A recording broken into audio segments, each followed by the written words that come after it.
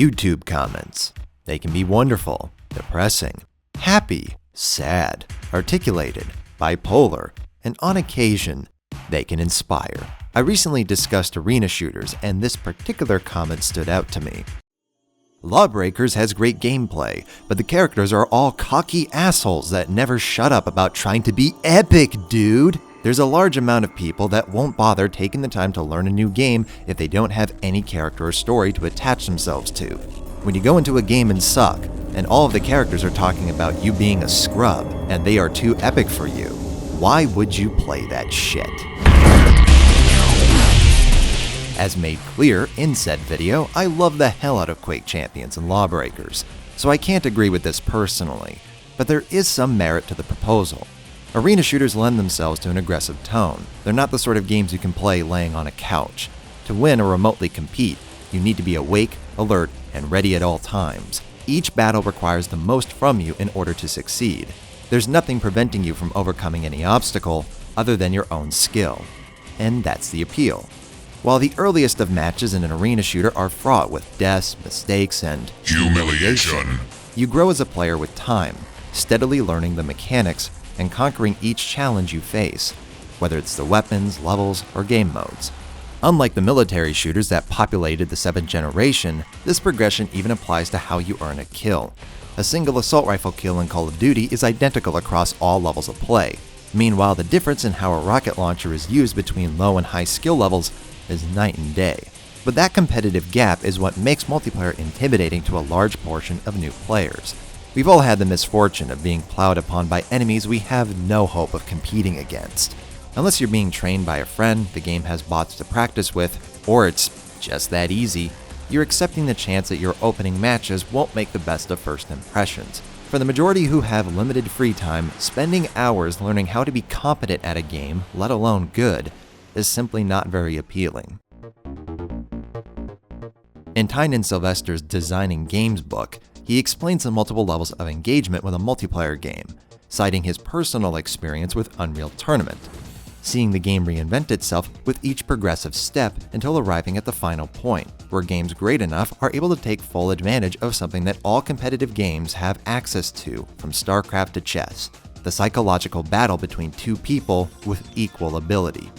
But in order for a newcomer to be able to eventually reach this point, the first step is incredibly important. The comment's argument is that Lawbreakers' first step doesn't form an environment where a new player will climb the ranks, because the game is constantly reminding them they're failing to do so in order to encourage someone else instead. That's where we come to Overwatch. Just to clarify, we're not comparing Lawbreakers and Quake Champions to Overwatch in gameplay. I already mentioned how those criticisms and comparisons are unfair. But what's to be examined is how Blizzard deal with this pesky first step, because Overwatch's popularity hasn't faded. It's one of the most played and discussed multiplayer FPSs on the market, and that its creator has been able to foster such a large fan base without following the one-man army accessibility Call of Duty struck with, and instead founding it through a class-based team game, is impressive on multiple fronts. Many, particularly in the gaming press, attribute a large portion of this popularity to Overwatch's cast of characters, that the game's assortment of heroes is so vast that virtually anyone can play this game and identify with somebody. That this is even brought up indicates that there is a group that love this about the game, and whatever you enjoy is what you enjoy.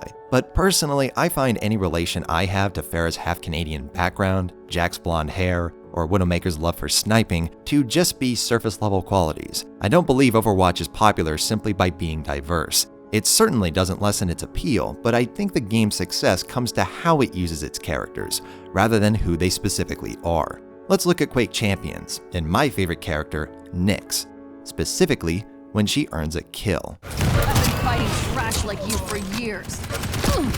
Ghost you scum all day long. Master. You are never going to. Impressive. This is a fighter, not a lover. Her words are laced with aggression, confirming that she is indeed superior to whomever lost. This destructive satisfaction is relatable in a competitive environment. Most who play online shooters have felt that gratification, even if they're a casual player. Especially when the odds are stacked and you still overcome them, it's hard to not feel good about oneself, either because of your ability or the enemy's lack of it. This can be felt in anything competitive, but it's enhanced in games like Quake, The effort it takes to kill is far greater than most. Love 'em or hate 'em, the lines do fit with the game's pace, tone, and use of mechanics. Now, compare this to Widowmaker in Overwatch. Teammate eliminated. Magnifique. Enemy eliminated. Who's that? À la vie, Yeah. à la mort. Despite being a cold-blooded murderer, Widowmaker's lines don't have the same aggression as Nyx, and it doesn't reinforce your ability the way Quake does. Widowmaker's one of the most visceral characters to use in Overwatch with her hit-scan-based rifle, yet lines such as, A thing of beauty. don't share that impact. But it does reinforce Widowmaker's character. Speaking to a player's skill isn't the priority. Demonstrating Widow's psychotic mindset of admiring her kills the way a painter does their masterpiece is. And this can be seen with every character's elimination lines. McCree, the cocky gunslinger. Read 'em and weep. Farah, the professional security chief. I always get my prey. Winston, the scientist. Now you are the endangered species. In Overwatch, the priority of the characters' lines is to further reinforce and distinguish them. Acknowledging the player's skill is merely a potential side effect. Quake's the opposite. Lines such as, I've been fighting trash like you for years. give some hint as to how long Nyx has been an assassin, but its goal is still to make the player feel good, to put them on a pedestal at the expense of someone else. Overwatch's characters exist separately from the players controlling them. When McCree kills a Reaper, his line doesn't stomp down another player and exacerbate their lack of skill. Instead, it's attached to the rivalry and history of the characters. It's the difference between a game saying, "You suck," and "You lost." While Team Fortress 2 is the most obvious inspiration for Overwatch, even in its characters and personality, during gameplay, TF2 has far fewer moments of this character building. What this element of Overwatch has the most in common with are fighting games, who also use dialogue and victory quotes to primarily reinforce characters, with inflating the player's ego as a bonus. This is one of the many subtle ways that Overwatch is able to satisfy players who are making their first step. The fiction doesn't pummel them the way faster games often do. There's a multitude of ways it accomplishes this, granting you medals in multiple categories, providing classes that aren't based on quick accuracy, unobtrusive hints, and the hard counters that come from its rock, paper, scissors gameplay. In an arena shooter, you lost in a firefight because the enemy outplayed you in that moment. In Overwatch, the strength of the counters eases that responsibility. McCree killed you as Farah? He's supposed to do that. You got killed as a healer? That happens. Your teammates should be protecting you. You met a tank around the corner? It'd be embarrassing if he lost. Despite only being a year since it launched, Overwatch's success can be felt throughout the industry, to the point where many gamers presume titles with the most superficial similarities to be copies. But Blizzard clearly spent a lot of time constructing every intricate part of this game, finding the way to make both its first step allow a new wave of multiplayer gamers without sacrificing the potential for intense, strategic, and competitive gameplay. I love these arena shooters. I enjoy the characters of Quake Champions and Lawbreakers. They have their charm and campy qualities that put a smile on my face. But there's no denying that hearing Nyx's handful of lines gets old after a while, or that hearing "#you're dead bro" isn't cringeworthy. I talk enough trash that I don't need a game to do it for me, and I think a lot of competitive players feel that way. Overwatch proves once again that you can put the most and least experienced players in the same game and have them enjoy it, without relying on 3-shot kills and weapon grinding. And it's that first step for players that will not only have them enjoy the game they're currently playing, but will leave them open-minded to everything else that gaming has to offer. I recently opened a Steam curation page, so if you're looking for recommendations from me, be sure to check it out, as well as the latest episode of the All Skulls On podcast. What's the best TV show currently airing? Black Mirror.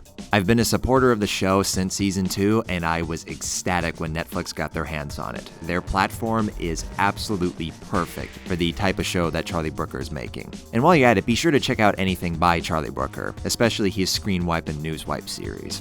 What's your dream car? Either the Lamborghini Aventador or the Koenigsegg CCX. Both are always the vehicles that I pursue in a racing game, and if they're not available, I chuck that racing game in the bin. Who would you like printed on your body pillow? I have never thought of this before, so I don't know. One of the D.VA girls. Take your pick. Years later, Halo Wars. When, my dude? Halo Wars is one of the most requested games for me to analyze. I've been getting comments about it since the middle of the Years Later series for Halo, even back when I was posting it for COD Connected.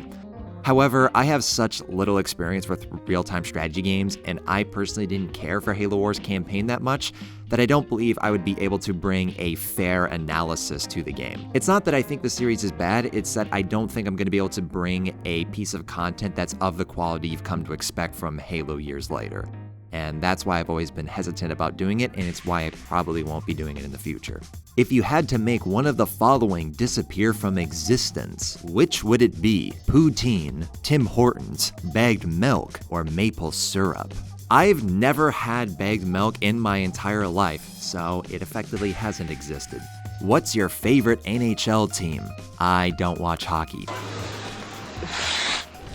Traitor! Should Canada formally annex the United States? Absolutely. We would love to take your cheaper rent. And cheese.